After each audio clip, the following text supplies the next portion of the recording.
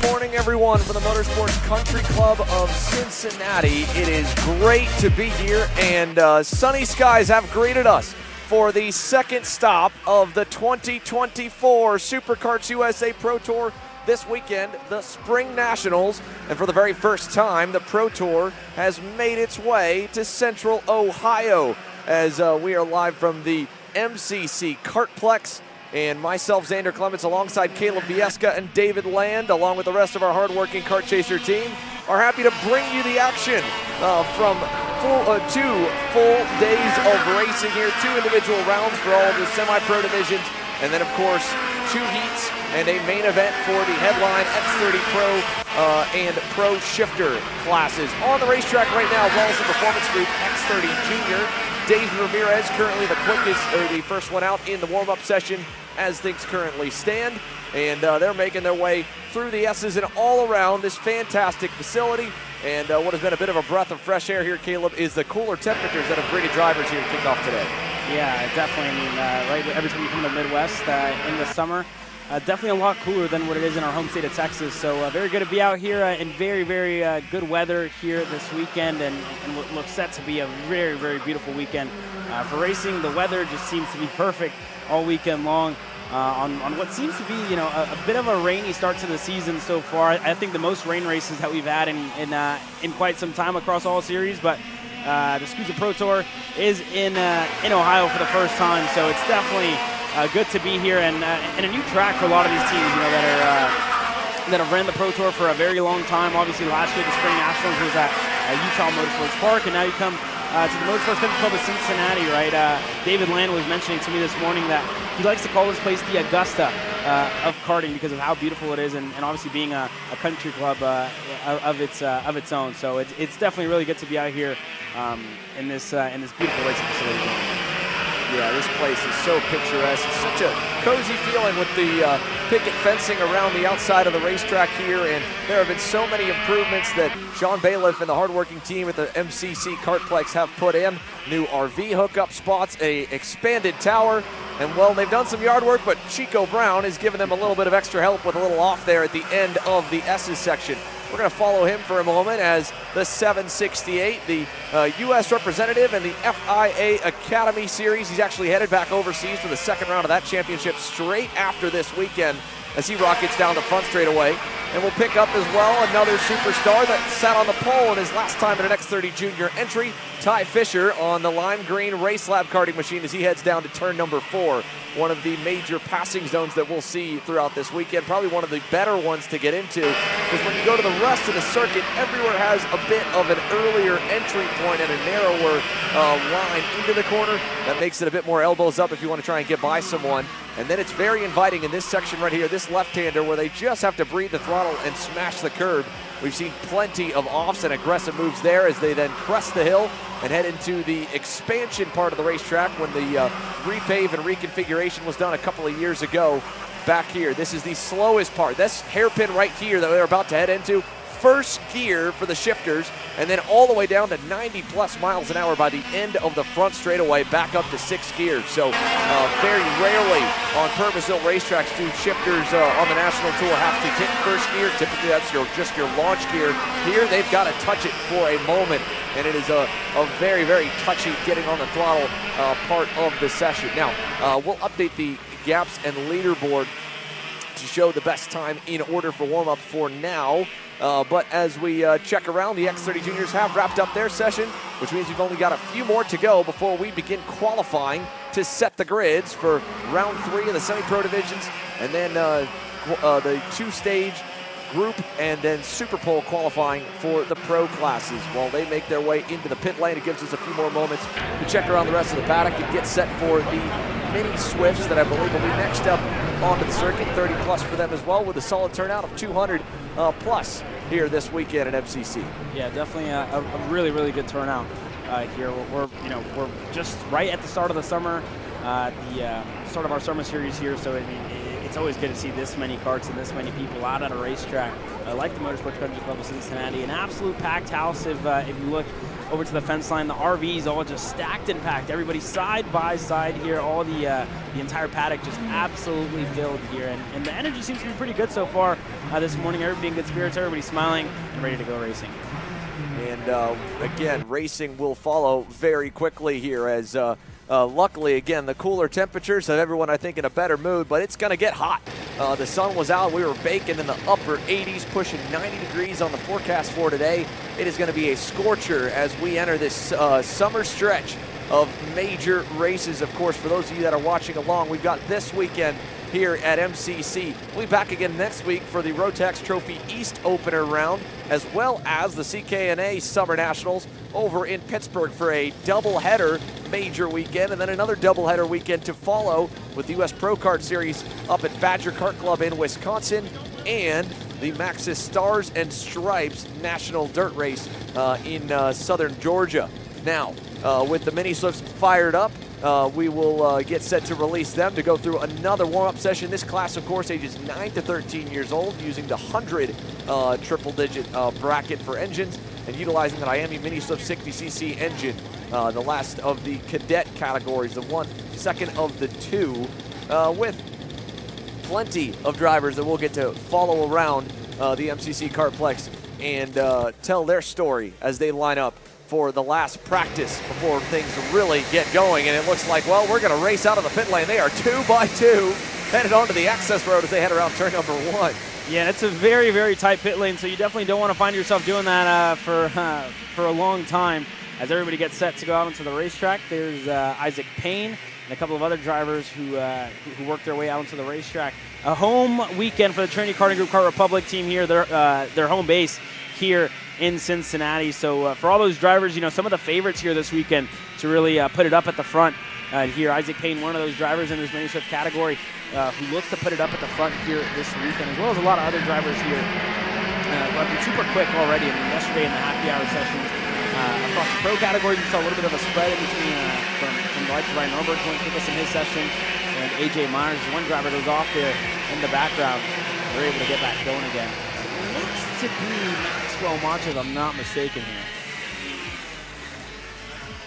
But yeah, everybody continuing to cycle through and working their way for the first couple of laps on what's a racetrack that has a lot of rubber in it already. And I mean, you see the darker lines around the racetrack, and that's, you know, one of the big talking points across the weekend. This track is super unique with the characteristics that it has. It's a little bumpy. Some drivers were mentioning yesterday, and then even today, you're already starting to see the grip continuing to lay down. So definitely going to be some of the big talking points here this weekend. One driver around, one of the Velocity Racing Brandau Motorsport Pragas has gone in what has been one of the major trouble spots on this circuit, because not only is there a lot of rubber down that makes the racing line inviting, when you get a lot of rubber laid down, you also get a lot of marbling and on the outside of the corners. And a great view of it is when they come down to turn number 1, and on the outside of the racetrack, it is treacherous down here in the first corner. Take a look at this on the racetrack already just after 2 days of practice and the test weekend from last week. And this is still even after cleaning the racetrack each night. This is just a lot of that built up in the first few rounds that have gone out here for warm-up. So that has made this corner that is flat out, but on the limit to stay on the racetrack so tough. And we've seen so many drivers drop a tire at the exit of turn number 1 and go for a spin. Isaac Payne was one of the first ones out on the racetrack. He is the quickest off the bat initially in the 177, but that will change. It will not stay that way for long. John McClellan in the 128 machine went a little bit better, and so did Ashton Woon on the Super Tune Paralin, who was fastest back on Fast Friday. Now, Caleb and myself aren't the only ones in your guys' ear here this weekend. Let's go down and check in on the grid. How you doing this morning, Dave? Oh, it's a beautiful day here at the Augusta of go-karting, and I got a friend who's back with us on the Pro Tour. Oliver, tell us a little bit about your run so far, running and testing, and of course your last 2 SKUSA events for a pole and a win, so you know how to get around. Yeah, it's exciting to be back, and yeah, the last 2 events we did last year, I was obviously extremely proud of how well we ran, considering how much time we spent in the class. So. And yeah, this weekend we started out the gate by far ahead of my expectation. Yesterday ended up solid, but it was a little bit harder starting day 2. So yeah, I think having done a lot of racing, that tends to never I never tend to worry about those little bits. I think it's more just following the process to be where we need to be for Sunday. Yeah, I'm just very excited to be back racing, and yeah, excited to be kind of in for this one and just gone in to win it. So what's your evaluation of MCC? A very tight track, looks like passing is going to be a premium. Qualifying probably super important, I would assume. What's kind of your evaluation of this place so far? Yeah, lots of corners. Feel like you're on the attack everywhere. I like that. It's pretty narrow. I think the race will be dictated by who's at the front and how fast they are. So, yeah, the game is as typical as always. I don't think it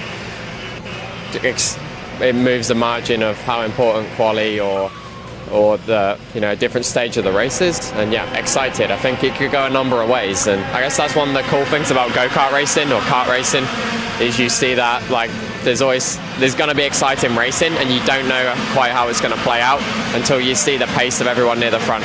He's doing a great job selling us on the race today. Oliver Hodgson, he was your pole sitter at Supernats. Thank you, Dave. Again, Oliver Hodgson, pole sitter at Supernats in his last SuperKarts USA round, and on top of that, the last Pro Tour round, he walked it off with a fantastic victory at Utah, this very event 1 year ago. He was quick yesterday, but they've all been chasing Ryan Norberg in the Pro X30 division, who was quickest by nearly 2/10 in final practice yesterday afternoon. Over the hill here for the Mini Swift drivers, and a handful have gotten through on laps so far. Let's take you through the running order currently. Marco Samet, fastest at a 63.264. Royce Vega second, Nico Katowski third. Then you have Brandon Eng in the 123 fourth, Rocco Simone fifth. Let's see if those times switch up here as they cross the line. Typically more if the fast lap comes at the very end. It will for Samet once again. 62.968 for Marco Samet there at the line. So another big lap there at the very last second here in Mini Swift. Valentino Santian jumping up the boards as well. Brandon Eng moves from fourth to third and onwards. But with them cleared out, they are the last of the semi-pro classes in the rotation. The Pro X30s are on deck. Diego Ramos was quickest in one of the earlier practice sessions on Friday, and he spent a lot of the day, unlike many, running by himself. Of course, the lone PSL Karting Red Army Bureau Art entry here this weekend doesn't have a teammate to go and play around with in practice, and he didn't want to mess with a lot of the packs, but there was quite a bit of gamesmanship that went on in the final happy hour session. Paying close attention to it, Austin Garrison, Alessandro DiTullio, Paulie Massimino, Zachary Clayman DeMello, who returns to the national scene in the pro classes this weekend as well. We're all just kind of playing leapfrog. They get to the front of the pack, lead it for a lap, and then drop back and get a tow time once again. It doesn't matter as much, to be fair, for those drivers here in the pro classes because of the way their qualifying is structured. For all other divisions, happy hour is a bottom half and top half split. For these guys and girls, and for Pro Shifter as well, it's an even and odd group, and you're really racing everyone in your quali group to transfer through to Super Pole. The top 6 out of each group from round 1 of qualifying make it through to round number 2 to battle for the top 12 overall starting spots. So while many typically will still opt to put on a sticker set of Avinco tires in the session, it's not required, because whether or not you go P1 or P5, you still have a very equal shot of being on track with fast drivers and transferring through to the fast session. Here's a look at the pink and chrome man, ADT, in the number 20 down on the grid. And as mentioned there in the final practice, he was okay. And in speaking to him throughout Friday, he actually was one of the top drivers through practices 3 and 4. He said, I normally suck on these practice days. For once, I was actually quick on a Friday. He said, I was more pumped up off of that than I was off of my Homestead Miami win from earlier this year at the Winter Series, because he has spent every single weekend, it feels like, so far in 2024, struggling until the very end. By the time the main event rolls around on Sunday, he'll figure it out. But to be that quick early on, he feels better. Check out a little Shaka Bra from ZCD with the Catalyst Driver Development at Talcart ride for this weekend. They've got 2 entries in the class, Zach himself and Sydney Castles. And for Zachary Clayman DeMello, we know wherever he's at, fireworks simply follow. Yeah, for sure. And definitely, he was super quick at the beginning of the year whenever he was driving all the road tax stuff. It's been a while, though, since he's been in an X30, so we'll see how it goes. Everybody just playing a little bit of games here in this morning warm-up session. DiTullio decides to pull the trigger and go ahead of everybody else. DeMello going to follow. And there's Kiko and Santi Fernandez. So everybody continuing to cycle through and out of the pits here. So let's see what this morning warm-up looks like as a couple of drivers return to the national scene as well. There's Norberg and his fellow RPG teammates, Padilla and Hayden Jones. But let's see what it looks like, right? This field has given us fireworks all year long, and we expect the exact same here this weekend. Yeah, and I think one other interesting thing More for me. How do you rate it? How do you feel like it's this gone? Weekend, I think this year has been a big step up from last year, especially me, myself as a driver. You know, last year I was always adapting to different teams and then found the right team. We've been working really hard both on chassis and engine to be in the front in the races and win as many races as possible. Of course, at the start of the year, at our home, we were able to clinch both championships in KA Senior and X30 Senior. And then, you know, from there I think we've been top 3, top 5 every race. So, and always fighting, you know, for the win. So, I think for sure as a team, we've made a big step up this year. And yeah, the goal is to keep working hard, keep developing as a team, because, you know, us together we're still pretty new. So, I think we just need to keep working hard. Yeah, you guys are one of a handful of fully in-house, almost independent programs. You guys have your own in-house engine program. You guys run the KR chassis, but then you're, you know, just as much a satellite team as an independent team. So what's that progress been like? And that's something kind of new for you as a career. You've been a lead driver for different chassis, but this is building something almost from the ground up. Yeah, this is, I mean, yeah, like you said, in Paralin, I was pretty much the lead driver, you know, testing everything, testing all the prototypes. PSL not so much because I was, you know, it was me, Diego, and Morgado, so it was a little bit easier because it was 3, you know, drivers up there that were constantly testing stuff. But here, you know, again, I'm by myself, so the goal is to obviously get more drivers and stuff in the team. But, you know, to do that, we need to achieve the results, which we've been achieving, but we need to keep, you know, like you say, developing our engines or the chassis setup with the KR. And yeah, just keep showing what we could do. Talk to me about this weekend here, this track. What do you make of it, and what are going to be some of the keys you think of being fast enough to win? I think it's quite close right now, actually. But you know, the track is quite bumpy. It's weird because turn 1, 2, 3, 4, I think, not so much grip, and then you get to turn 5 and towards the end of the track, and there's a lot of grip. So. I don't know if the pavement is a little bit different, but yeah, I mean, I think it's the same as every track. You just need to try to be as fast as possible, qualify, you know, well, and then just, I think we have 2 heats, so finish both heats decently, and then the final's a long race, so I think understanding what the kart will do on a long run is very important for the final, and tire pressure as well. Good luck this weekend, LA. Thank you. Again, that was Alessandro DiTullio in good spirits, at least earlier on in the weekend, and it got better as Friday wore on. But they're all still chasing flying Ryan Norberg at the moment. His initial lap of 56.654 for the number 2 plate. Brandon Carr second, Austin Garrison third. Pretty close off the bat for the Pro X30 drivers here in warm-up, but they're just getting rolling. Now, Caleb, you mentioned the gamesmanship off the grid. I actually got to catch up with Brandon Carr a little bit and pick his brain about that because they did the same thing in the happy hour session. A lot of them waited for the first couple of minutes and didn't roll for about 4 laps outside of a couple of the rookies like Austin Perrin, who went out on their own and did the entire session. I said, Brandon, at this point, you guys don't need to go in the bottom or the top half group. To a degree, the results don't matter. So why still wait till the last second to put a lap in? Are you worried about someone seeing your stuff? Are you purposely trying to follow a guy? He's like, well, it's still such an accurate read you get when you go out for those sessions and are trying to rank yourself time-wise against someone else. And yes, in theory, we're doing mock quali runs, so we're only looking for a couple of laps on the tire. But if the track has a chance of getting better, you want to be for that reason, you want to be the one running at the end of the session for the most accurate read. If you go out, did a couple laps by yourself at the beginning, and everyone else waited, did a couple laps at the end, well, you're not exactly going to know how far off you might be because the track might have gone from bad to good or good to bad throughout the session. But he said no matter what, when the checkered flag falls, no one can go any better. So you're better off waiting till the very end to go run the lap. He said, I think for Group 1, Stage 1 qualifying, even though all we got to do is go top 6, we're probably going to wait and run the last couple laps of that session as well. Super Pole, that won't be a question as they're only allowed a green-white checkered. Although Carr himself, little drop of the tire there coming through the turn number 3. Now, couple of Brits have passed up Norberg here on the final lap of warm-up.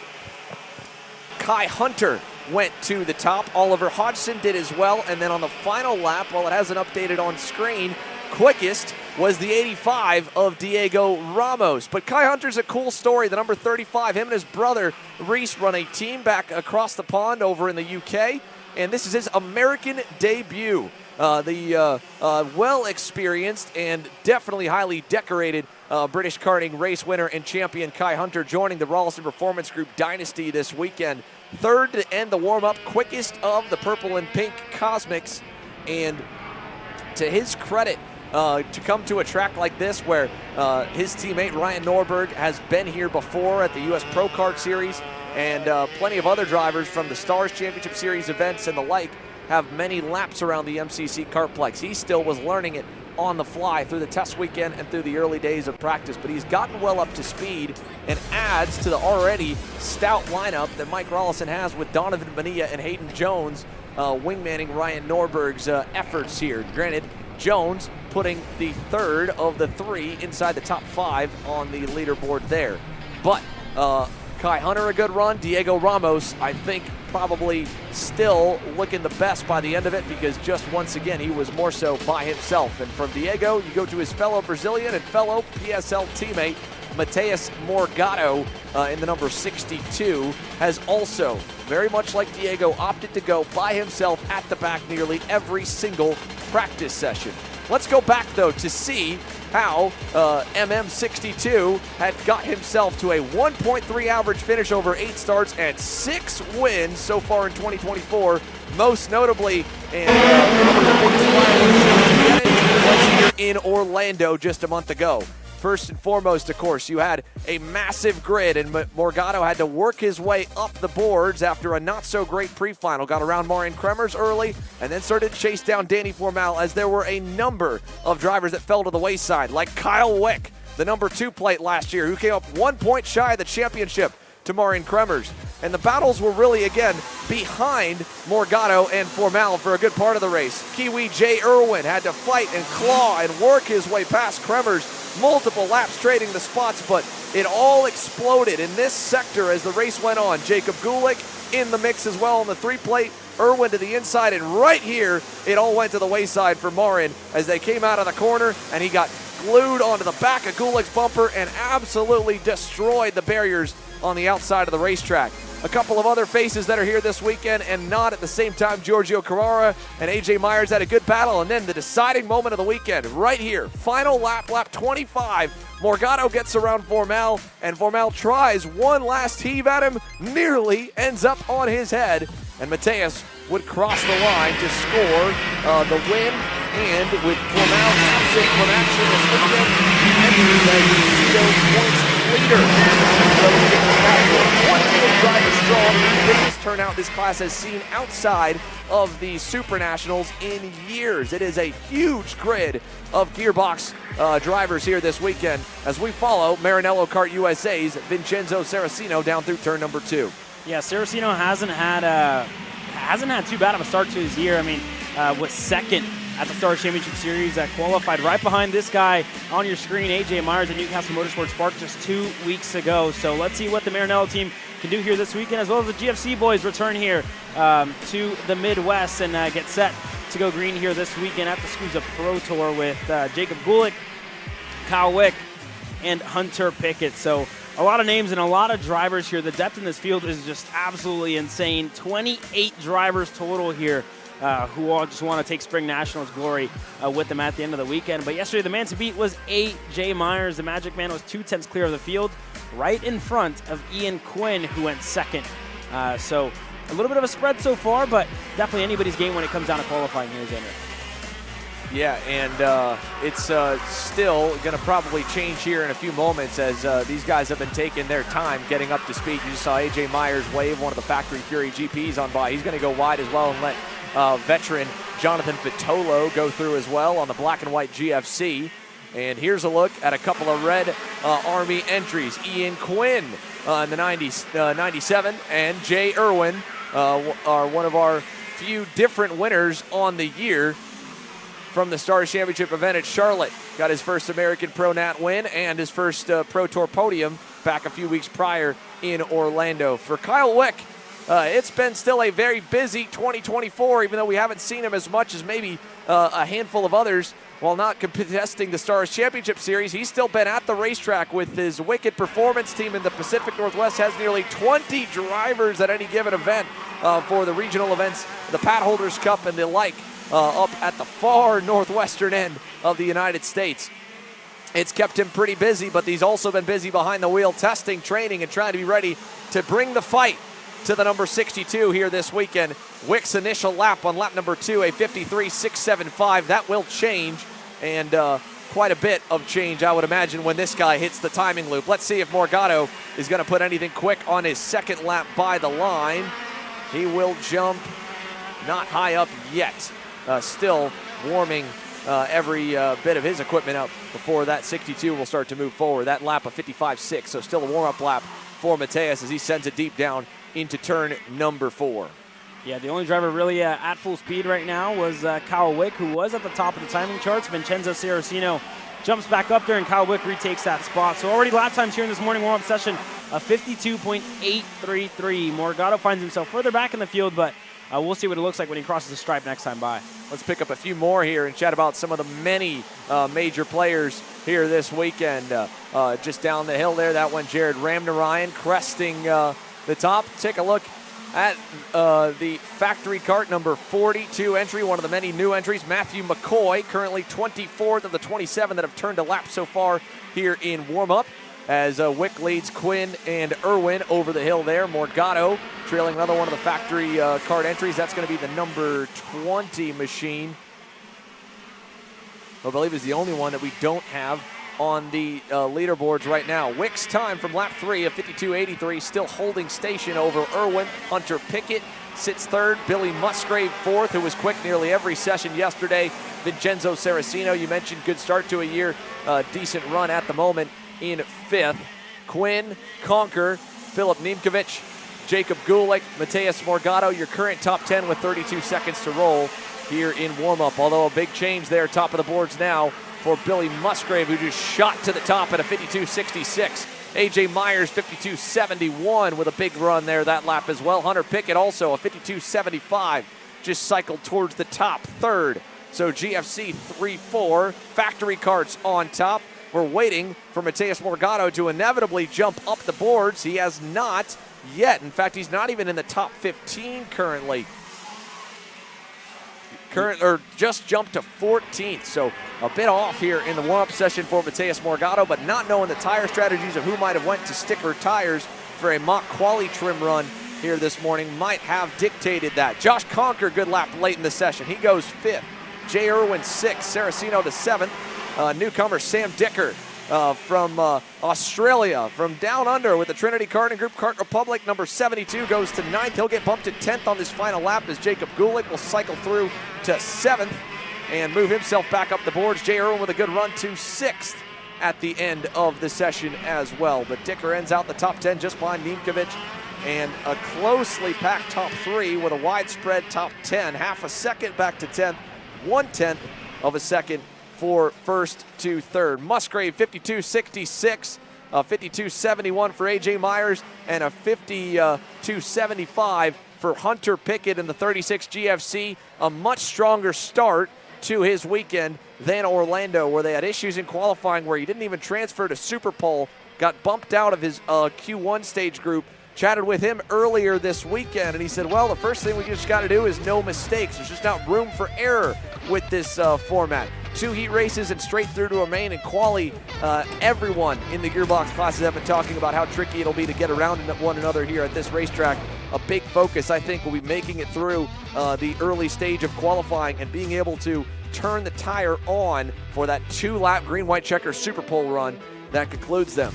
That's later on, though. We've got a standard quali session with split groups for the big enough classes in the semi-pro divisions. We're going to kick it off with a big one. KA Junior getting set to roll here momentarily to set their grid for their pre-final and round 3 main event later on this afternoon. Yeah, so we'll see what it looks like for the KA Juniors.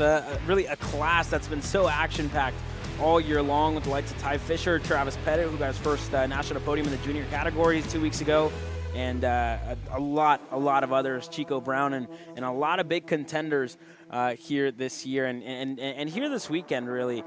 So we'll see what the National Motorsports KA100 Junior class delivers for us here in a couple of minutes' time for the first of their qualifying sessions, Andrew. Yeah, well, they get ready. Let's take a look really quick here. Go back. I believe we should be able to pull the results from that Pro Shifter warm-up while we wait for the KA Juniors to roll. So let's go down the list here and see if there's any other notables up or down the boards from that session. Again, we mentioned the top couple, Billy Musgrave with the best start to his morning, but then down AJ Myers, Hunter Pickett. Now, KA Junior at a solid turnout here of 40 deep, a complete grid. Means we'll see two groups of them. Bottom half from final practice will be the first to go out, then the top half from the final practice, and even split a 20 and 20 to send them onto the racetrack. But it's a moment away before we get them rolling here from MCC Kartplex as Kart Chasers coverage of the SKUSA Pro Tour Spring Nationals continues here in a beautiful, cool, and breezy early morning in Cincinnati, Ohio.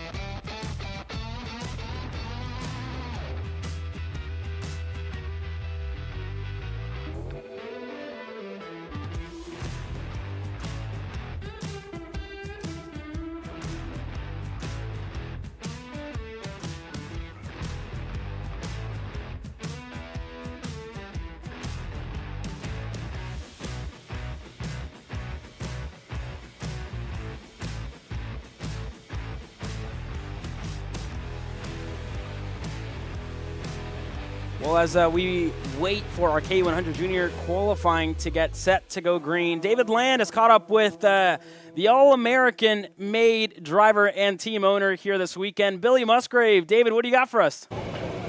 Yeah, Billy, fastest in practice.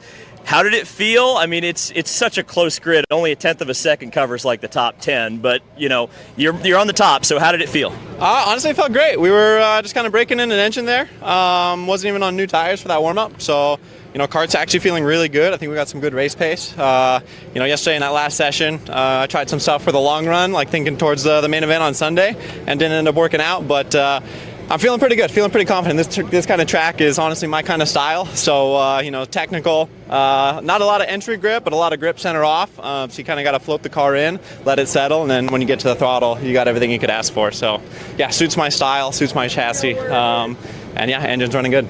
Just describe the importance of qualifying at a track like this. You know, I assume it's a track position race for sure. Yeah, for sure. I mean, you know, with the top 10 guys here, it's going to be close no matter what. But yeah, with a track that is tight and technical, you know, the layout reminds me a lot of like Super Nats, and it's got a little bit of hints here and there from like Cal Speed back home.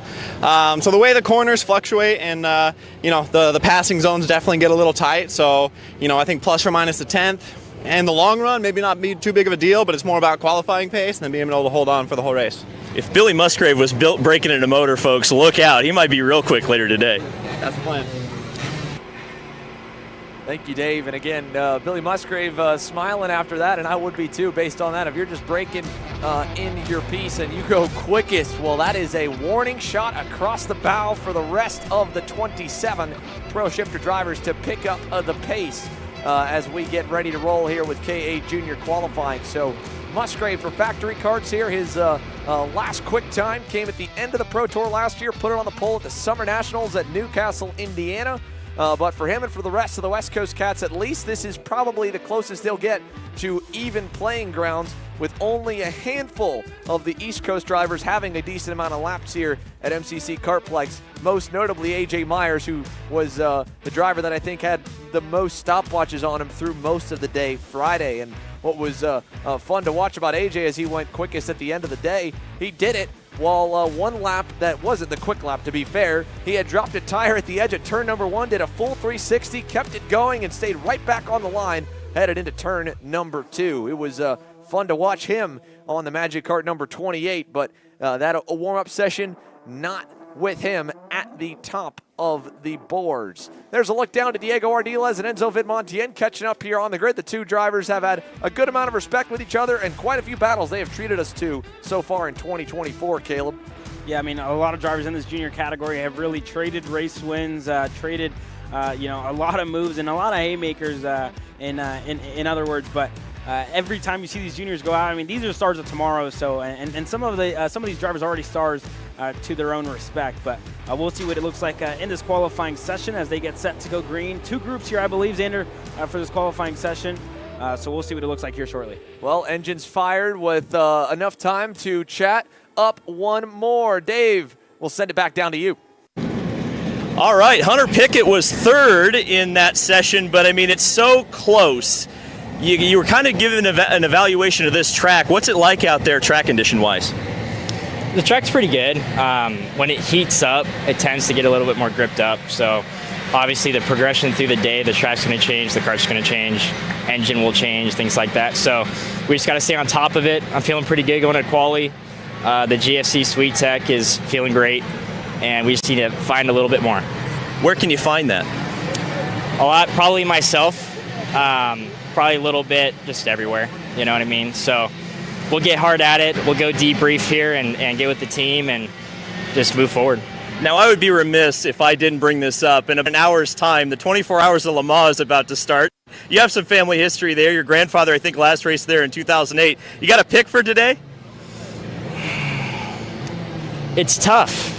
I'd probably say Dane Cameron, you know? Okay. He's his father, when I did car stuff, he was an engineer, and I think highly of him, and he's a great driver, so always try to root for him. All right, so Hunter Pickett picking Penske Porsche. Back to you, Zan. Thank you very much there, David.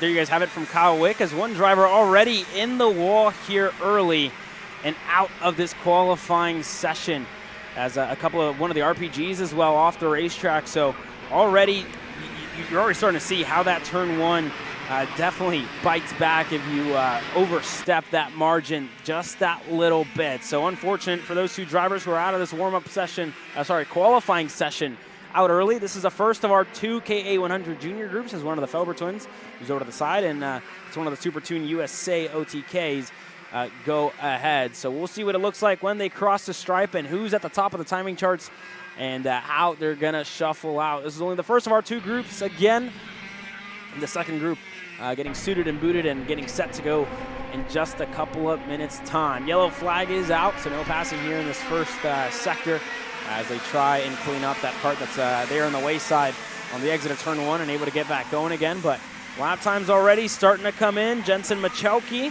currently P1. Jackson Deal in second here at the moment for the MPG Academy driver who's not too far from home here this weekend. Tristan Murphy currently sits in that 4th spot, and Martin Jaramillo P5. So a lot of drivers still cycling through, and only 16 have crossed the line so far, and more will cross here shortly. But 2.5 minutes, sorry, not 2.5 minutes, just a couple of more minutes left in this qualifying session here as they continue to go out and set in some lap times here, Zane. The first group, not too much gamesmanship so far, to be fair.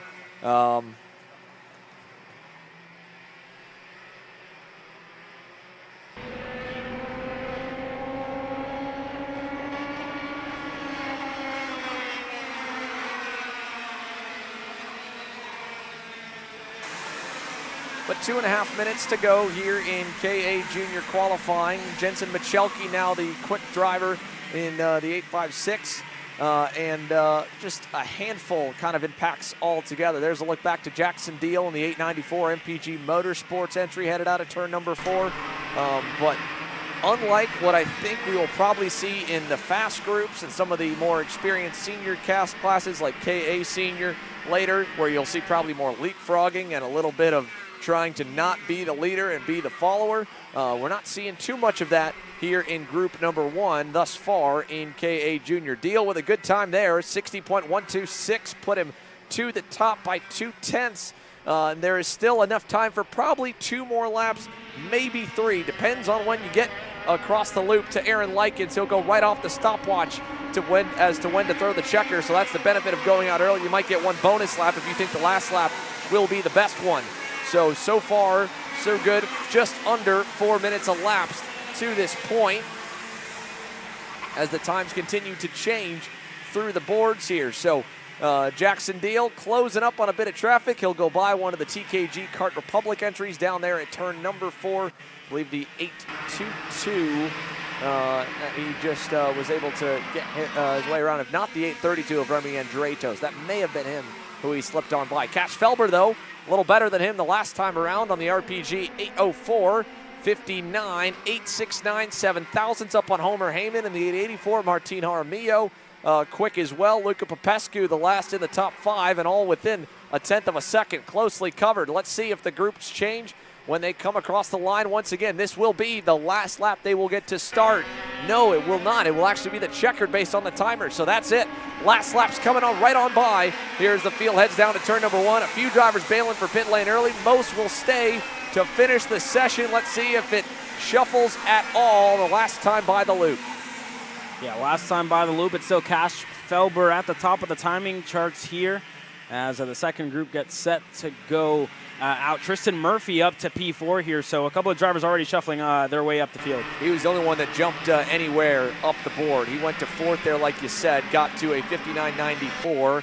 Ariv Kapadia Basu there still rounds the top 5. Then Luca Popescu and Darren Kidd, Aiden Augustine, Jackson Deal, Wyatt Downing rounding off the top 10 from group number 1. The time to beat is a 59.869 from Cash Felber for group 2 drivers currently on deck. You can see them suited, booted, and for the most part seated and ready to roll right onto the racetrack to complete the second half of our KA100 Junior Qualifying presented by Nash Motorsports here from MCC. So our first quali group in the books.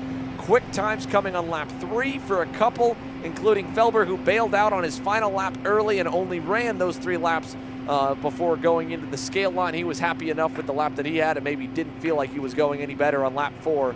So beat the rush into the scales to make it back to pit lane and into the paddock to get ready to work on his machine for the pre-final later on. Again, though, we are expecting probably a 4 to 5/10 jump for the pole. 59.86, that's okay. It's still nowhere near the quickest time we've seen over the last 2 days. And all the fast drivers from final practice are on deck right now and ready to roll here in just a few moments.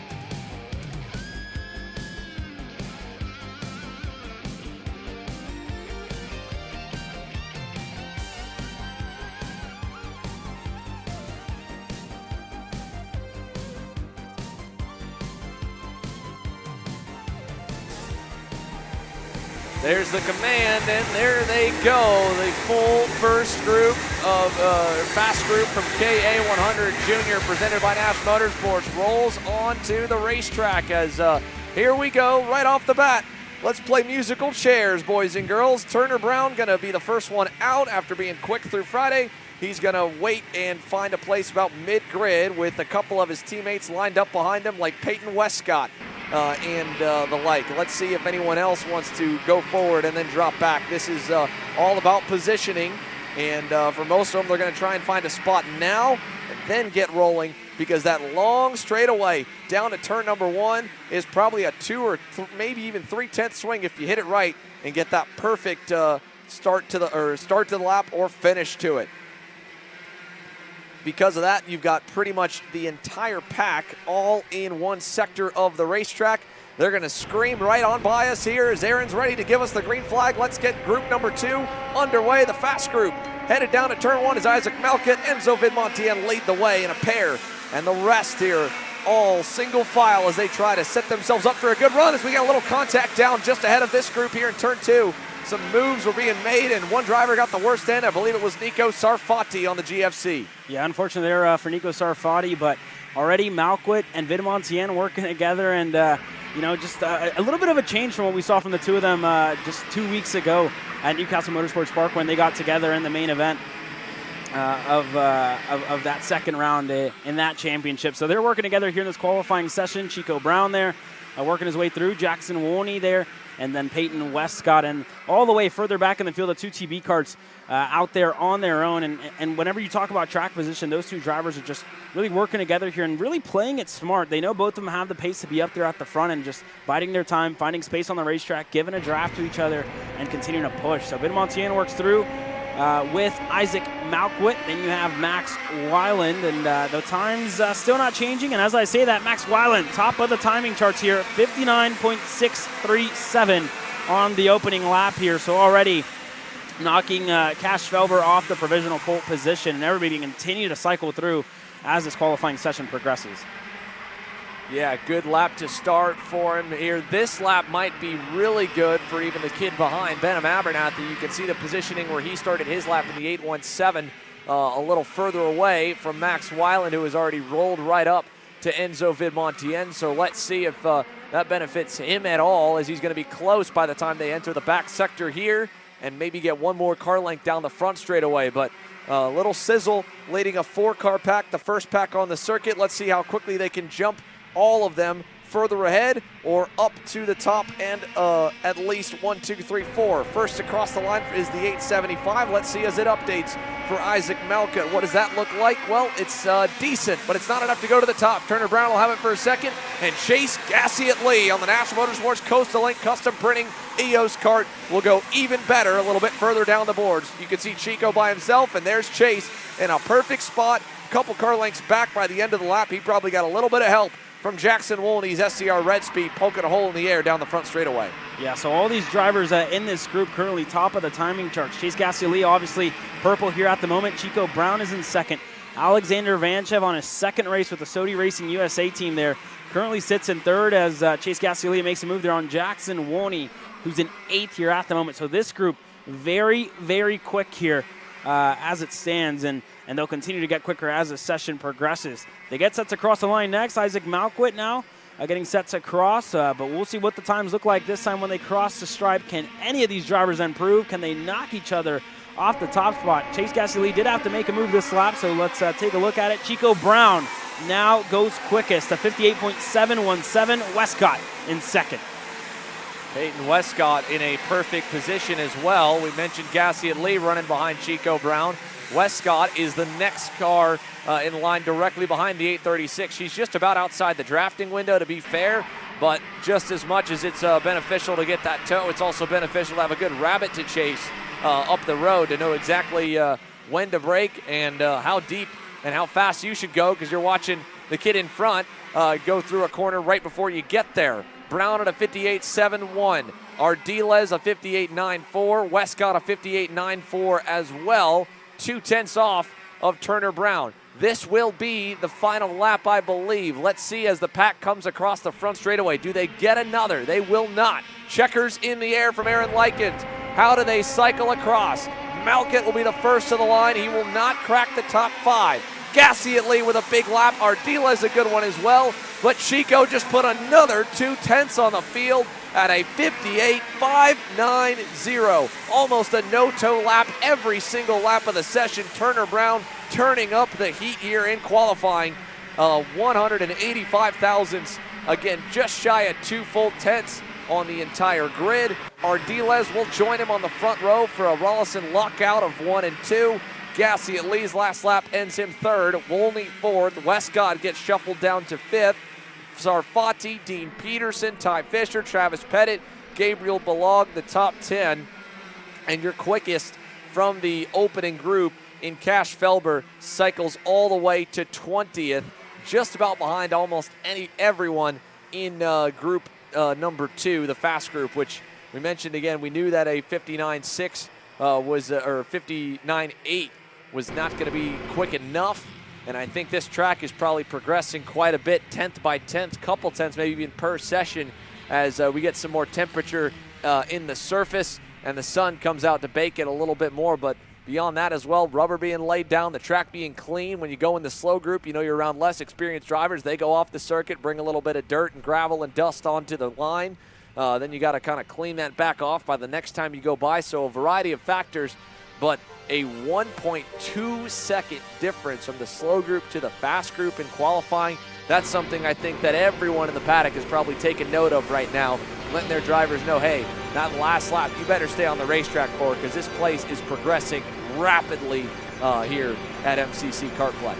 Yeah, very, very quick turning point there from what we saw in that first session to the second session. And like you said, it'll only continue to get faster as the KA100 seniors get set to go out onto the racetrack. 2 groups, the engines come to life, and that first group getting set to go out here in a couple of seconds time. So we'll see what it looks like for the first of our 2 KA100 senior qualifying groups as they get the go-ahead to work their way out onto the racetrack. And Drew James, last little check on his tire pressures, and going to go first in this first group of qualifying.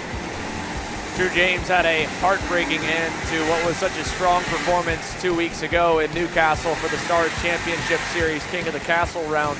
It was his debut with Trinity Karting Group in Kart Republic, and in chatting with him a bit after the weekend, he was just finally happy to feel like he had proved it. He believed that he could run up at the front of the field. He'd had good spurts of potential through many race weekends prior, and all the way until about halfway through the main event, he was right in the mix of it all, battling for the top spot. But the engine let go midway through that final and took what could have been a top 5, could have been a podium, and if nothing else, probably a very safe top 10 for Drew James to a DNF. He's looking for a little bit of redemption at the home of the green, white, and orange brigade, the Trinity Karting Group team in full force with about 20 deep here this weekend at MCC. For this first group here for KA Senior, again, when you're in his spot, the first guy below the cut line from practice, you're going to do exactly what he did there. Be the first one to race your way out of the pit lane and try to be the first one to get a few laps in here, although he has opted, since leaving on the outlap, to drop back a few places. He runs about 5th in line. Lydia Small is the one that actually, I believe, leads us down to turn number 4.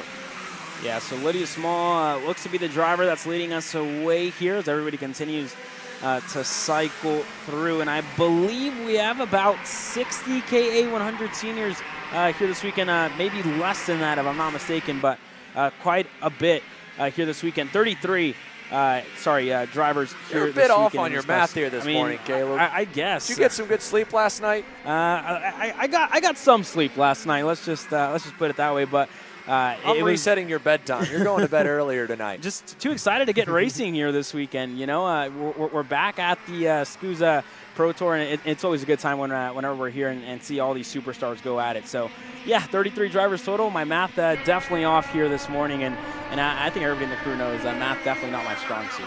First lap's coming in, at least from this group. Quentin Angeli in the 984, who went towards the front, is the quickest on the initial lap at a 59.731. That's still as well 1.2 seconds off of the time that Chico just laid down in KA Junior at a 58.5. So we're going to see those times drop dramatically here over the course of the session, and probably a good bit by the time we get to the fast group as well. You saw quite a few passes there in the last few moments while we were chatting away here in this pack. Let's pick them all up and take a look, shall we, here on first up, one of the Inter-MS Kart Republics at the pointy end of this group, about 7 or 8 deep it looks like. It might be Quattromano there in the 941 that we just saw scrape right by us. Let's check in here with this cat, though. Not someone you would probably expect to be in the slower group. Stephen Miller did not have a good end to Friday, and that's why he is one of 3 that have opted to give the rest of the pack about a good amount of gap. He's closing in here on Jorge, or I believe that might be Jorge Ortiz in the AKT Racing Team 912. That's Christopher Gurem. Oh, Chris there. Oh, so that's an interesting change then if indeed Ortiz, sorry, on the 913, you're correct. Chris Gurem switching over from the Pro X30 entry he had initially on this weekend to the more familiar K8 class. You're not allowed to do both, to kind of keep it as a ladder program, a stepping stone from the 100cc class to the 125cc class. Gurem was set for his Pro X30 debut, but they struggled. They were not anywhere near, I believe, the pace they were looking for when they ended the day yesterday, and that might have kind of inspired that decision to move him back to the more familiar territory, the 100cc category for Chris Gurem. So that's going to put him obviously automatically in the back of the slow group to go out onto the racetrack, not having a single time turned on Friday. Ortiz, a decent lap in the 913, his teammate 5th. But a big gap to Keegan Kaminsky here. The GFC trailing Stephen Miller, also rougher end to Friday. A 58.36. That's the first time this session that we've seen the drivers go ahead and go quicker than the juniors. Miller right there with them, and they both have 6/10 to Frederick Manning as of the last time around, and they just picked it up a little more. Miller, a 58.23, a little bit better than Kaminsky on the 3rd lap by. Kaminsky slowed back down, having to get through traffic. This lap, based on what we've seen so far, will be the final one. And sadly, the 932 will not get to see it. Drew James going to have to sit on a 59.26, down in 8th in the group, and probably going to slip back further here with everyone else getting one more shot to push him further back. Yeah, and then really unfortunate start to the weekend for Drew James. We were talking about an unfortunate end for him 2 weeks ago, and now an unfortunate start. So he's going to have to work his way up the field in every single one of the heat in the pre-final and in the main event here on this Saturday afternoon. Unfortunate for Drew James, out of this one early. For Stephen Miller, though, back to the top of the timing charts as the checkered flag goes out. Stephen Miller, 58.230, going to go into the pits. Let's see what it looks like for Keegan Kaminsky when he crosses the stripe. Nothing better. Stephen Miller on provisional pole position in the first of your 2 qualifying groups in K100 teams. Yeah, put him on notice. 58.23, time to beat by the Nash Motorsports pilot, and it really hasn't gotten that much closer behind them. Jordan Hernandez on the Apex Racing Group, Red Speed back in 3rd, half a second away at a 58.86. Frederick Manning there in 4th. Quentin Angeli, Lydia Small there 6th. Ortiz 7th, Vaughn Beasley 8th, Carson Sauter on the Factory Fury GP 9th, and then James luckily only loses 2 spots, goes from 8th to 10th by not getting that 4th and final lap in, but a big gap for them all here as the session comes to an end for group number 1. Group number 2, engines have already fired up and ready for the faster half of the drivers from Friday's practice to head onto the circuit. First of them will be, can't even call it hometown, home for Finnegan Bailiff, living about 500 feet away on property for the family managed operation here at MCC. And he's going to be the one that will lead us out of the pit lane as the last driver heads behind the wall into the scales, just like that, like clockwork. The fast group exits out of turn number 2 and will just come into frame right now here as they head through turn 3. Henry Wheeler as well. Quick yesterday on the PSL Beryl Art.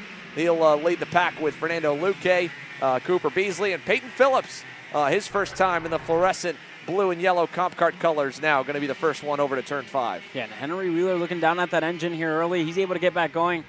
Finnegan Bailiff as well. So last little bits of adjustments for some of these drivers either on the needles, but already a lot of games being played further back in the field as Peyton Phillips wants none of it. Yeah. He is looking back at me like, all right, fine, you guys go and mess about back there. I'm going to run as my own up front. No, this is all games right here again, making the hand signals by the engine like they've got a problem pulling off to the side, hoping that they get forgotten about and then can quickly tuck in behind someone and trail them. So that was Bailiff doing it that time. You saw Wheeler do it before. Nobody wants to be the leader. It is all about following the leader, and they're still going to cruise around down the front straightaway, while Peyton Phillips, on the other hand, is ready to start his lap at full speed, headed through turn 3. Yeah, so Peyton Phillips are lapping on his own on his first weekend in the comp cart there. If I'm not mistaken, Connor Ferris, next driver across. Finnegan Bailiff now leads this second group with a couple of other drivers, Luke Powers there, and a lot more continuing to work their way around. Steven Eisert has one driver way off the racetrack, one of the NRMS entries here, out of this one early and in the grass. So unfortunate start to that driver's qualifying session on this Saturday morning. That looks to be the 936, I believe, there. That's off the racetrack. So unfortunate there on what I think was Lorenzo Kaufman, if I'm not mistaken, and it was. So unfortunate start for that driver here early on. Yeah, not ideal for sure, because not only now have you got to clean your tires back off, you're in no man's land around nowhere near this pack on the other end of the racetrack by the time he gets back going. Let's watch the 949 of Finnegan Bailiff head towards the start-finish line here as he crosses the loop. Does he go good on his first lap, or at least get himself in a decent spot to roll? All of them down to the 1 minute, still playing around with positioning. Peyton Phillips, his opening lap puts him 9th out of 59.1, quickest of the drivers so far here from group number 2. This second lap will be finally a bit of an accurate read of who looks good here on this Saturday morning. So 3 laps probably remain. 1 lap in. Connor Ferris, you see him running by himself, and then Bailiff leading a pack of a handful through the S's as they get ready to crest the hill. Yeah, and this is really, going to be one of the big question marks. Do the drivers further back have the better lap because they are in the draft, but they're super close together and super slam-packed? Or do the drivers who are out there on their lonesome, like Peyton Phillips, Connor Ferris, and Finnegan Bailiff, set in the better lap times? It's all really gonna depend when they cross the stripe here, Xander. Yeah, let's watch them here. This time by, finally we're going to get a full-speed lap from this entire second group. At the line, give it to Luque for the nod as quickest of the pack so far, 58.45. Still 2/10 off of Miller. Rivera, Wheeler, Eli Warren a good time. Cooper Auclair in 7th. Alex Feldstein, Raheem Alibi, and then Peyton Phillips all through the top 10. Yeah, and a couple of these drivers have been super quick. Finnegan Bailiff already with the win at the opening rounds in Orlando, as well as Peyton Phillips. So these two drivers in contention for the championship here this weekend, as well as Luque, who I believe had a pole position that weekend as well. So they continue to lap around, and we'll see what this third lap looks for them. And if they get 4, will definitely be one of the big question marks because of how many games were played early on in this qualifying session. They look set to have 4 laps, so as Finnegan Bailiff there drops the tire on the exit of that hairpin, let's see what the lap times look like this time when they cross the stripe. Does anybody improve? Connor Ferris, 11th, goes quicker. Finnegan Bailiff up to 7th. Luque up to 2nd here. Big moves there on the 3rd lap by. Let's see if it changes on the 4th lap around here as the TFR Kart Republic of Rivera's sandwich between himself and between Company and Luque. And there's more Company further back as they round turn number 4 and head towards turns 5 and 6 into the infield. There's Auclair, there's James Overbeck, then Alex Feldstein on the Hotstede Tony Kart. Final lap for anyone to try and knock Stephen Miller off the top of the boards. Again, Luque was close last time. Here as we follow Feldstein through the S's, the drop down left-handed 120 corner that sets you up for this run up the hill and over into the new sector of the racetrack. The final sector, the tightest and slowest part. You've got to get a great exit out of this hairpin and head towards the start-finish line. Checkers out now. Phillips will be the first to hit it. He will jump only to 9th. Next up, Connor Ferris across the line. Where does he go? Nowhere decent for him. Rivera, a good lap to go to 7th. And James Overbeck, big lap at the line. The BJR MDR entry to the top. 58.217 for James Overbeck to knock Stephen Miller back. Henry Wheeler 3rd, Luque 4th, Feldstein 5th, Kaminsky, Warren, Powers, Rivera, and Raheem Alibi, the top 10. Yeah, and for the kid who's racing in his backyard, 11th for Finnegan Bailiff and Peyton Phillips, 12th, Buscalia, 13th, Cade Martin, 14th, and Cooper Auclair rounding up your top 15 here. But what a qualifying session that we just have, Xander.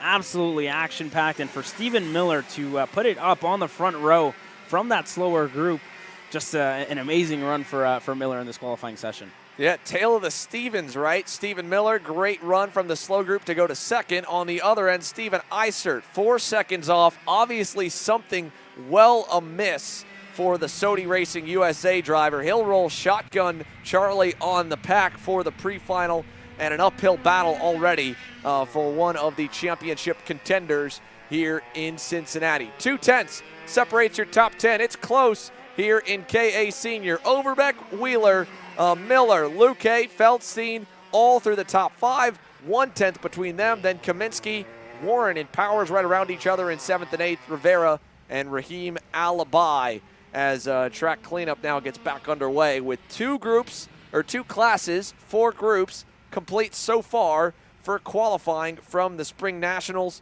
And looking through the rest of the drivers from that KA group, Finn Bailiff outside the top 10 in 11th. Your fastest man from Fast Friday out from out of the top 10 from qualifying. Cooper O'Clair down 15th, another driver that could probably make some waves with how good he has been in the Rotax Trophy West Series so far this year. And with the next group, some of our youngest superstars, the Micro Swifts ready to roll. Santi Orioli and the Orioli Kart Performance MPG Motorsports KR will lead them out as the engines come to life down on the grid here, Caleb. Yeah, so engines come to life 1 minute until they go out onto the racetrack here. And like you said, some of the youngest superstars and some of these drivers already superstars in their own respect. So we'll see what it looks like here shortly. Orioli going to lead them out onto the racetrack here, and we'll see what it looks like in just a minute time and a couple of seconds left before they go out onto the racetrack.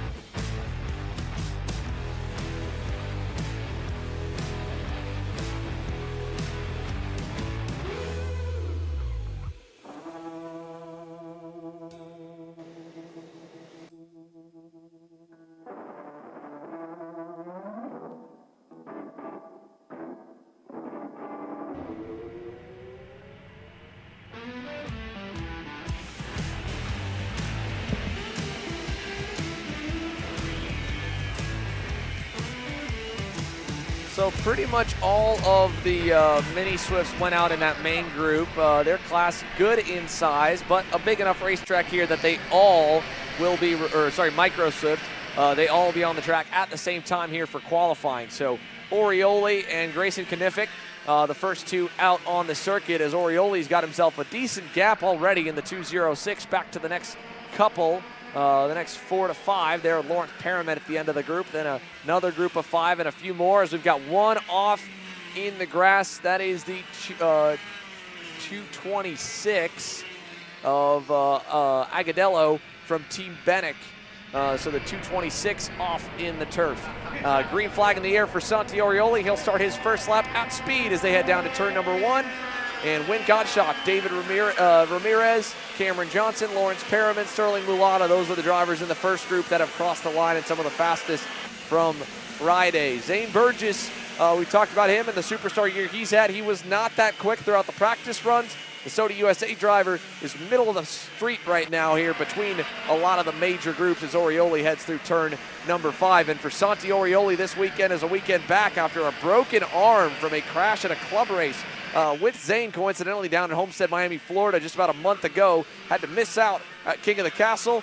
And I don't know where the recovery process is so far for Santi, but obviously quick yesterday, and looks like nothing's broken, at least broken enough that's going to slow him down, as he's got himself a pretty nice gap here at the end of this lap. Let's see what his opening lap looks like here with 2 minutes elapsed in qualifying as he rounds the final turn, heads through the kink, and gets that Micro Swift power plant at full speed, 60+ miles an hour at the line for Orioli. The first time, a 64, 183, 2/10 clear on Win Gottschalk. Yeah, then you go back to Luca Beccaro, who just went up to second here. Zane Burgess currently went fourth, who's further back in the pack here at the moment and on the racetrack. So not too bad of a start for Zane Burgess here, who I believe found himself further back at the end of happy hour and already continuing to make moves. Goes around Zev Gottschalk that time by in turn 4. Zev Gottschalk, younger brother to Win Gottschalk. Zev's been pretty close to his brother Win on speed for most of this year. He was a little bit ways away in final practice yesterday. There's a look, I believe, at Becquerel there in the 230. Orsolone Racing Paralin, one of only 2 Orsolone entries here this weekend. They've weren't sure whether or not they wanted to continue through the Pro Tour with all the other racing going on in the year, and at the last second they're like, yeah, Fabio, you know what, let's go up to MCC. So here he is right now trying to make the most of it as he gets a little bit around one of the PSL Beryl Art entries, and I believe that might have been Lennox Lockhart he was working through. Here's another shuffle, though. Cameron Johnson on the Franklin Motorsports Merlin to the top. Lawrence Perriman, second. Orioli bumped to third over Gottschalk and St. Burgess, P5. Yeah, they're on your screen now. Cameron Johnson, currently the fastest driver on the racetrack. Perriman in second. Orioli fell back to third here as a couple of drivers further back still continuing to fight, still continuing to make some moves. The likes of Zane Burgess, one of those drivers who continues to make moves through the pack to try and set in a good lap time here. So 2 laps down and about 2 more laps around the beautiful Motorsports Country Club of Cincinnati. So we'll see what it looks like, and we'll see what the timing chart looks like when they cross the stripe. Does anybody shuffle? Can anybody improve? And not Cameron Johnson off of the top spot. And considering the track evolution and the fastest lap being the final lap, we'll definitely see that here in a couple of seconds time. Let's see what it looks like for Johnson, though. He's about to cross the stripe this time. Does he improve? Not enough. Orioli improves, still stays in third. Cameron Johnson improves and holds on to the top spot here. 103.679 for Johnson. There's Zane, big lap at the line, 63.502. He'll put 2/10 on Johnson and the rest of the field. Zane Burgess with a big burner there, and he's further down the board, so he'll probably leapfrog again, because I'd imagine they're all going to find a little more speed here on this final lap when they get back around towards the checkers. You can see he's in a bit of traffic, though, so this lap for Zane might not be as clean as the last one, but the last one was a good toe lap for sure. Perriman third, and another driver that joined up the boards that time was Marcelo Flores on the SLA Kart Racing Kart Republic. He went to 7th initially, then when Zane jumped up, he got bumped down to 8th. Still a good lap, though, for the 212 machine as the checkered waves now. A few more moves here through the back sector, couple side by side. Burgess will be one of them, but the leaders, the first ones out, are about to hit the timing loop. Let's see, can they go quicker than a 63.502? Orioli cannot. He stays 3/10 back. Perriman and company, no better. Johnson, no better. Flores does improve to 6th. David Ramirez, 7th. Brody Stoffel, a good lap late. He'll go 8th. Vera 9th. Gottschalk 10th. But it looks like it's all good for the Jamaican sensation. It'll be another session where he's P1. Zane Burgess by, wow, what a lap at the end. He was already well clear by 2/10. He puts himself clear by 4/10 with a pass made on that last lap. That's impressive. Yeah, he had a really, really good lap. Had to make the pass in the last hairpin. And Zane Burgess went even quicker, and he really wasn't slowing down.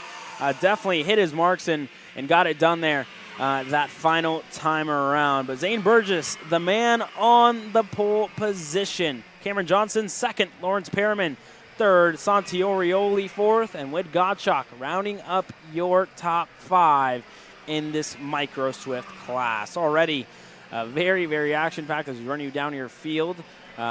6 for Marcelo Flores, who moved up there pretty late. I believe the last lap for Marcelo Flores was whenever he was able to go up to 6, as well as Daniel Ramirez and Brody Stoffel in that 8th spot. Then Dominic Vera, Zev Gottschalk rounding up your top 10.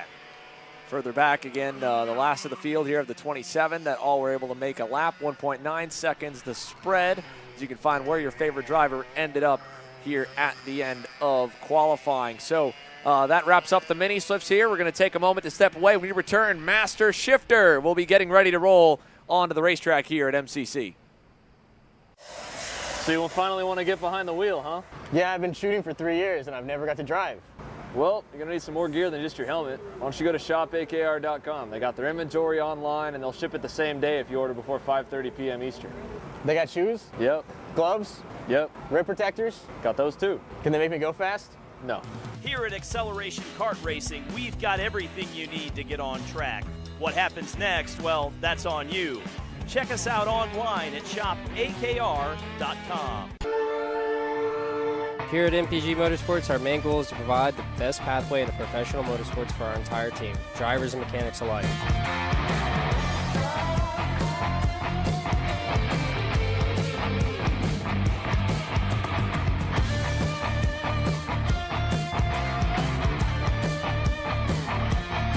based out of Whiteland Raceway Park in Indiana. For more information, contact us at chase@mpg-motorsports.com. Studies show that even the best current generation of simulators only convince 50% of the human brain that they are real. Here at Simcraft, that just isn't realistic enough. Developed to offer the most realistic karting sim experience in the world, all testing has shown that the physics engine used in Simcraft's Grid 1 model convinces 90% of the human brain that you are actually on track. Now that is the real deal.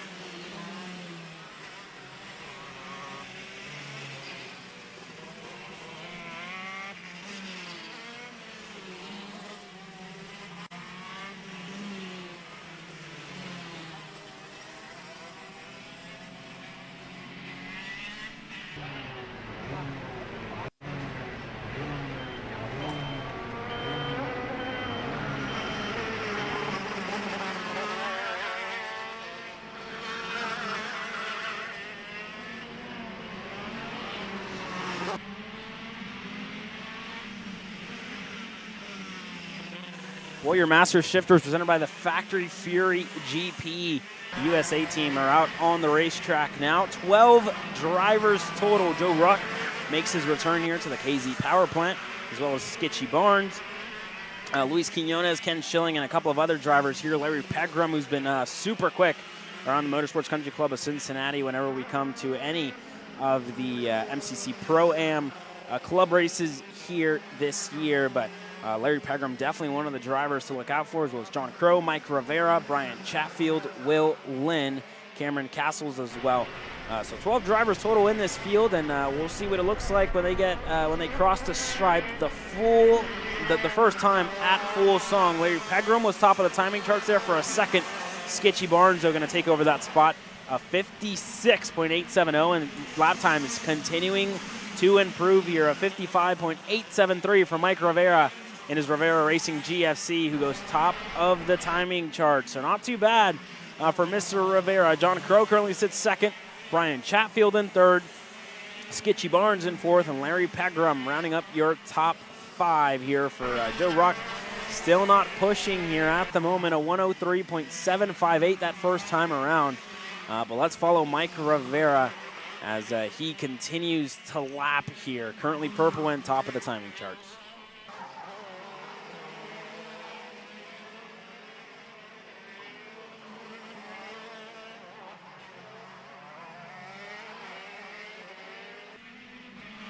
Onto the main straightaway now for Mike Rivera as Pegram goes quickest.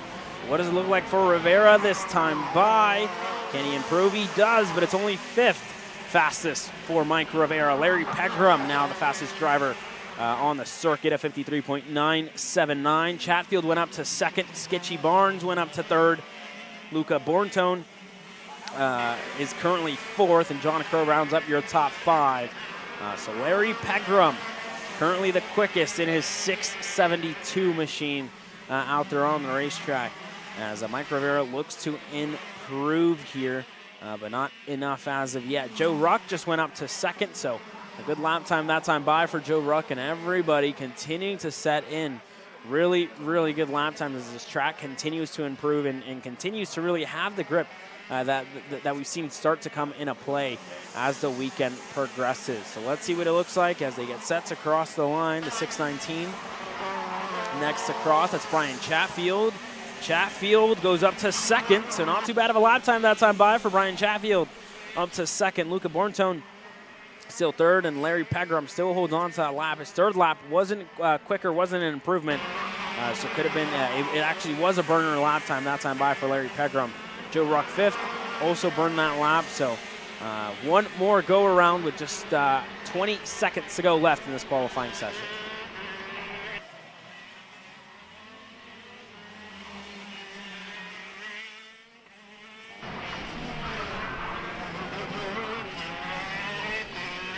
One driver there way off the racetrack. That looks to be the 638 and a Tau Kart there. That's off the racetrack and out of this one early. That's Cameron Castles, unfortunately. He sits in 10th, so he's going to be out. Larry Pegram, though, goes quickest, 53.771. Nobody able to deny Pegram here at the moment. Everybody's heading in their fourth lap time. I believe Joe Ruck, the last driver to cross the stripe here shortly. What does it look like for Joe Ruck as he looks to cross? And I don't think it was enough for Ruck. It wasn't. Only eighth.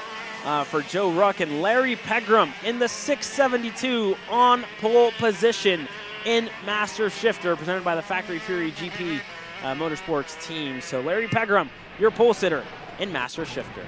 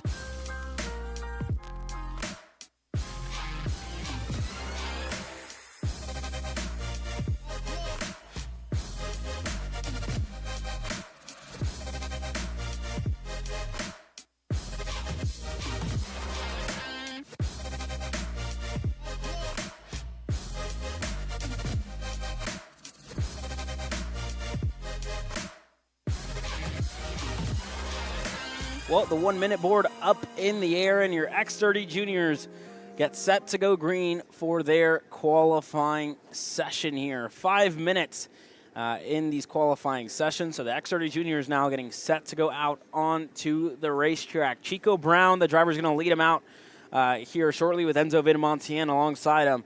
But these X30 juniors, 12 to 15 years old, with their kart numbers from the 700 to 799 range here at the SKUSA Pro Tour. So these juniors get set to go out onto the racetrack here on what's been a super packed class so far all year long, with the likes of Vidamontian trading some wins, Chico Brown as well, Diego Ardiles. And if I'm not mistaken, Chico Brown still looking for his first X30 junior win with the Rawlson Performance Group team. He won at the United States Pro Kart Series, and then after post-race penalties, he lost that win to Enzo Vidamontian, who I believe is the winningest driver in this X30 junior class so far this year. And then you have Alexander Vanchev on his second race with the Sodi Racing USA team here this weekend. So these drivers are a lot of contenders in this field, with Ty Fisher just behind them. And some of these drivers with a lot of racing and a lot of laps at this track already, doing double duty for the majority of the drivers in this field. So going to be definitely something to watch here as the weekend continues to progress, as Ardila is going to go ahead of Ty Fisher there. And we'll start to see what the lap times look like when they cross the stripe. But already not too many games for this younger class, just everybody working together, finding some track position. Only 17 drivers total in this field.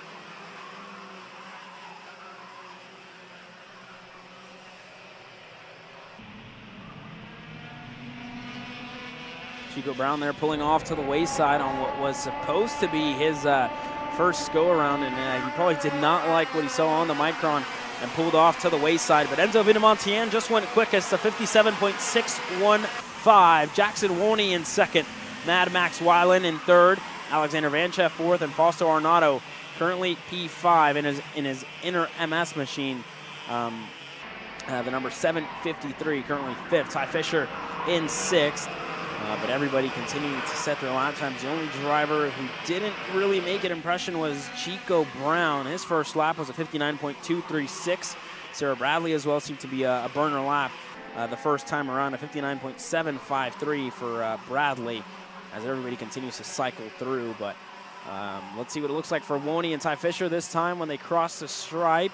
Woney right behind Fisher, so let's see if that draft helps him out just that little bit to go up and ahead of Enzo Vidamontian. They cross the stripe now. Vanchev just goes quickest. Everybody shuffling. That timing chart continuing to shuffle. The fastest driver that time by was Diego Ardiles, and as I say that, Chase Gasket Lee with a monster lap of 57.280 for Chase Gasket Lee. Ardiles second, Fisher third, Chico Brown fourth, and Fion Shi currently P5. So for Chase Gasset-Lee, just half a tenth clear of the field here at the moment and ahead of the RPG Cosmics. And Ty Fisher, so far so good, and Enzo Vidamontian, that second lap seemed to be a burner for him. Fell back to 11th after having the fastest lap, as well as Max Weiland, who improved, but it was only 13th quickest. Felipe Jesus Benito currently sits in that 12th spot. So Chase Gasset-Lee, the driver there on your screen, currently on the provisional pole position. When they cross the stripe, just over a minute to go, so it should be 2 more laps around the Motorsports Country Club of Cincinnati. Chico Brown back to the top here. What does it look like for Gasset-Lee this time around? Not enough for Chase Gasset-Lee, only 9th. Everybody improving. Chico Brown, top of the timing charts, a 56.841. for Chico Brown there on your screen. David Ramirez currently sits in second. Woney back up into the top 5 in third. Fianchi, P4, and Ardiles, P5. So that group there on your screen, the quickest group on the racetrack here at the moment, and definitely some of the contenders when it comes down to the pole position. This could be the final lap when they cross the stripe.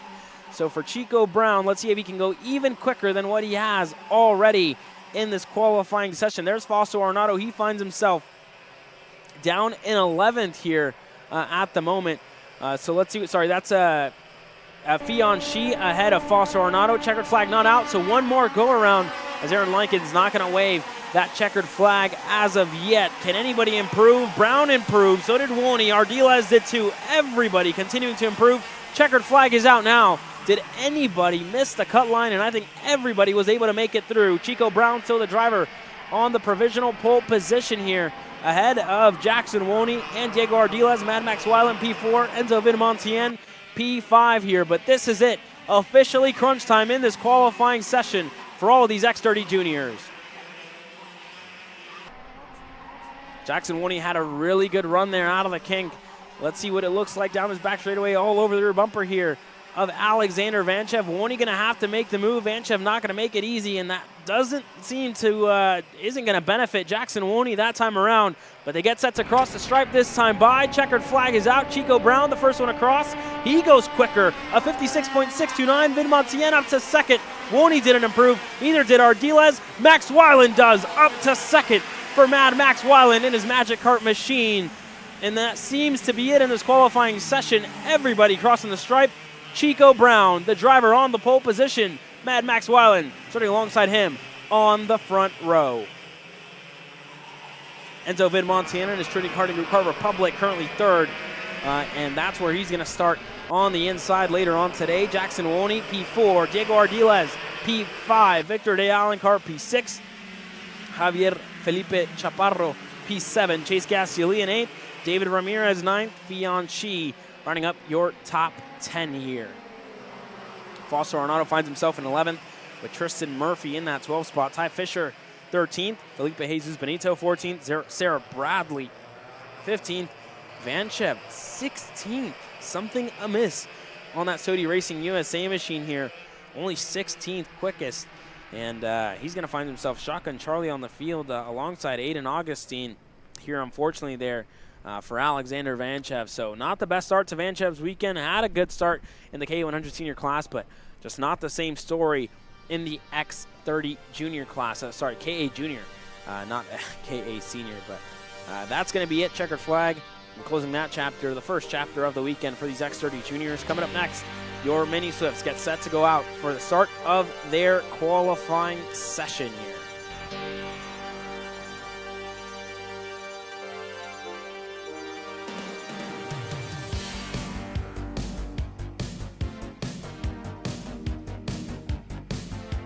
Let's run you down your weekend schedule here on this beautiful Saturday morning, about to be Saturday afternoon.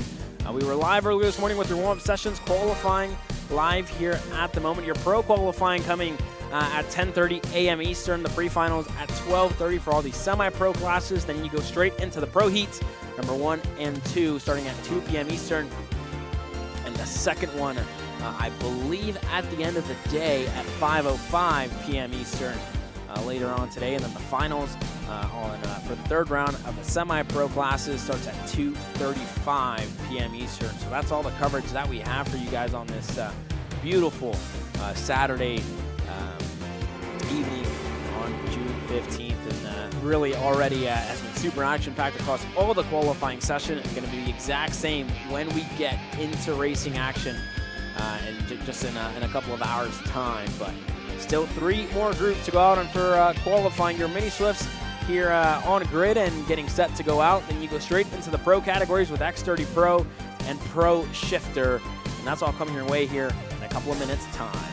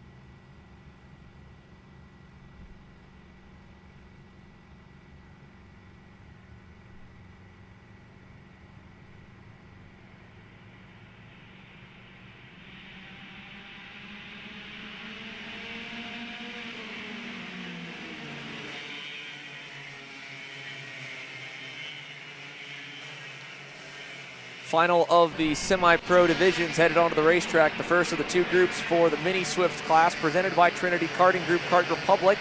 And this is the last that we split bottom half and top half. Pro Show qualifying will follow, but these are the final two free sessions you'll be able to watch here live from MCC Kartplex. Again, we'll switch over to the members-only stream for Pro Show qualifying, and then all of the pre-finals, finals for the semi-pro classes, and the two heat races for the pro divisions later on this afternoon. So if you haven't already, make sure you are a KC Premium member by hitting that join button down below here on YouTube for now. And if you aren't able to sign up or don't want to quite yet, you'll get the free coverage once again tomorrow morning for warm-up and qualifying once again for the semi-pro classes, as well as the full pro main events in the afternoon. And then, of course, the full replay from this weekend will be available free to view on YouTube later on next week on Wednesday. Still waiting to get the first lap in, but we've at least started it and spaced ourselves out pretty nicely here for the first of the Mini Swift drivers from the bottom half of the group. So this next time by will give us a read of where they currently stack up with the fast lap based on every session so far, coming at minimum lap 3, if not the final lap around. So while to find clear track, a few drivers opted to kind of wait towards the back. For the most part, you want to be the first one to the line to make sure that you get every minute, every second you can out of your qualifying session. Let's see this group come across about 10 deep, about to hit the timing loop, beginning with one of the Catalyst driver development Ital Karts across the line. Brandon Eng will set it at a 62.74. Lorenco Varela second, Braden Wagner third, Miguel Manzano Suarez fourth, Simon Klein fifth, Lash in sixth, Gleberman, Lempen, Gilio, Spirko there into the top 10 as well. Miguel Ruiz with a big run towards the front. He'll go to seventh.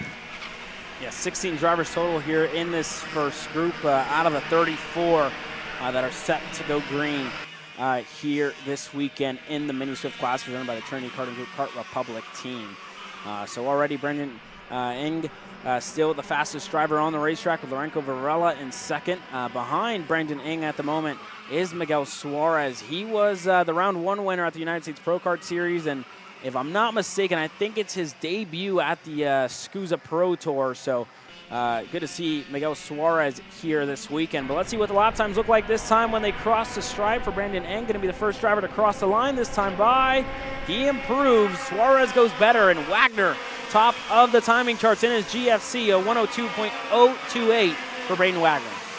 Yeah, Braden Wagner on the GFC, half a tenth up on Lorenco Varela, and 4/10 up back to Suarez and Brandon Eng. This is Suarez's foray into the mini class, running micro earlier on in this year. So this is a Mini Swift debut as well for Miguel. Already, like you mentioned, a winner in the U.S. Pro Kart Series at Houston. He'll probably continue that championship in micro, but a later foray into the season after missing out on Orlando puts him with the opportunity to jump up a little bit early over on the Pro Tour side, and kind of that gap year with the overlap in ages that the micro and mini classes offer. And it makes it an easy transition as well equipment-wise, because you're just pulling the restrictor out and bolting maybe a couple more pieces of lead on with a 20-pound higher minimum weight. And again, taking the restrictor out's all the difference. The cart, the tire, all the rest the same. Cross the line for lap 3 here, beginning with Brandon Eng. He will stay fourth. No big change there. Wagner doesn't go any better that time by. And through to this next pack of karts led by Luke Gilly, about 5 or 6 deep. That wasn't a big swing either. The pack did close up towards a 62 flat, from 4/10 away to 3/10 away for the rest of the top 5, but still pretty similar of a top 10 at the end of lap 2 that we now have at the end of lap number 3. And Aaron Likens is getting that checkered flag warmed up here for the first group in the pairs of 2 up front, and then Lorenco Varela on that Sodi machine in the 164, leading a trio as they crest the hill now with just 3 corners to go in their qualifying session. Yeah, just 3 corners to go as they roar over those bumps there on the back straightaway. So let's see what it looks like for all these drivers. Lorenco Varela, the first driver, is going to cross the line in that group. Wagner still quickest here at the moment, but let's see what it looks like when they cross the stripe. Checkered flag will be out this time by. Aaron Likens has that in his hand. And let's see what it looks like for Brandon Eng. Can he improve? He does, but only 4th quickest. Wagner doesn't improve. Varela doesn't either. Neither does Suarez, so everybody's staying stagnant. Giglio improves, only 6th. Iago Lempin, only P7. Bindi 8th. Chandler 9th. And Achilles Superco 10th here at the moment. So that's your top 10 in this first group in the Mini Swift qualifying. We still have one more group getting set to go out onto the racetrack with a couple of more of your stars who get set to go green, the likes of Woon, Vega, and others getting out to the racetrack here in a couple of minutes' time. Yeah, so the benchmark, a 62.028 time to beat here in the Mini Swift class as the engines come to life for the fast group. Here's a look again at group number 1 that just ran through. A full second spreads the top 10 back to Sapirko and Chandler. 1.1 back to Sapirko. Lash, Vitor, Ruiz, Gleberman, Kai Park back there in 15th. So in the transition here from one group to the next in Mini Swift qualifying, let's head on down over to David Land as the beginnings of the pro classes have started to form in the pre-grid. Dave? Yeah, down here with Brandon Carr, and this looks like it's going to be an extremely important qualifying. Looks like definitely a track position track, but what's kind of your thought process and game plan going into qualifying? Just try and get out there, just get a couple of clean laps, because in the happy hour yesterday I didn't put myself in the best position, so we didn't really get to show the speed. But this morning we got in a good position, still had to put a pass in on the last lap, but we finally got to show the speed, so we know we're there or thereabouts. So just got to go out, plan it out on the first lap, because we've only got 4 or 5 laps to actually do the time. So just got to see how it goes, really. You don't really know how it's going to go until you get out there. So. Looked like there was a lot of gamesmanship this morning. I expect you think that the same thing's going to happen again. Do you play the game, or do you just try to run your own program and try to put the best laps in you can? You got to play the game, really. You can't really do the time on your own, so you just got to wait, and you just got to be patient. So whoever wants to go first can go first. Ideally, who would you like to run with if you could choose? I'm not really bothered who it's with, really. It's just a couple of good people that'll do a couple of good laps, really. So you just got to let them go, give them a little gap, and then hunt them down. He's ready to play the game. That's Brandon Carr. Back up to you guys. Thank you. The TKG Kart Republic driver, as he mentioned, Friday, not the best showing of speed to end off. But again, the nice part is it's just even and odd groups for those boys and girls in the pro classes. Again, they're qualifying coming up, exclusive to KC Premium members once this session comes to a head here as Mini Swift rolls on through turn number 4. Braden Wagner top of the boards. We got a problem. Valentino Santian just spun around, headed into turn number 4. He's going to lose all of his dancing partner options here in qualifying as he gets back underway in the 112. So not ideal for Valentino Santian to now have to run by himself for the rest of the session. On the other end, Marco Salmon and Ashton Woon have hooked up, and they are working together nicely as they head down the short chute towards the new sector. Yeah, absolutely flying here for Ashton Woon and Marco Salmon, continuing to push each other forward there. Behind them, I believe that's Rocco Simone right behind them as they continue to push each other forward with Maxwell Macha not too far behind. But let's see what the lap time looks like whenever they cross the stripe this time by for Marco Salmon.